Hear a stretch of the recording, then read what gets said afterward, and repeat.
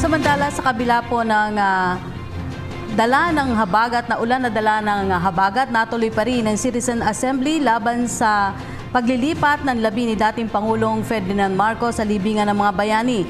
Kinilala naman ng palasyo ang saloobin ng mga reliyista at sirbalit na nindigang buo na ang pasya ni Pangulong Rodrigo Duterte dahil kwalipikado ang dating Pangulo na umano'y mahimlay sa naturang libingan.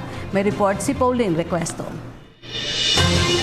Hindi nagpatinag ang mga reliyista sa malakas at panakanakang pag-ulan para igiit ang kanilang pagtutol sa planong paghihimlay kay dating Pangulong Ferdinand Marcos sa libingan ng mga bayani. Dumagsa sa Luneta Park ang mga reliyista mula sa iba't ibang sektor, bitbit ang kanilang mga banner na nagsasabing hindi isang bayani ang dating Pangulo.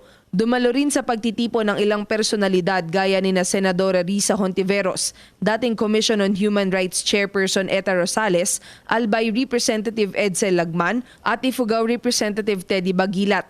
Sa kanyang talumpati, muling nanawagan si dating Senador Bobby Tanyada kay Pangulong Rodrigo Duterte na bawiin ang desisyon nitong ilipat ang mga labi ni Marcos sa naturang libingan.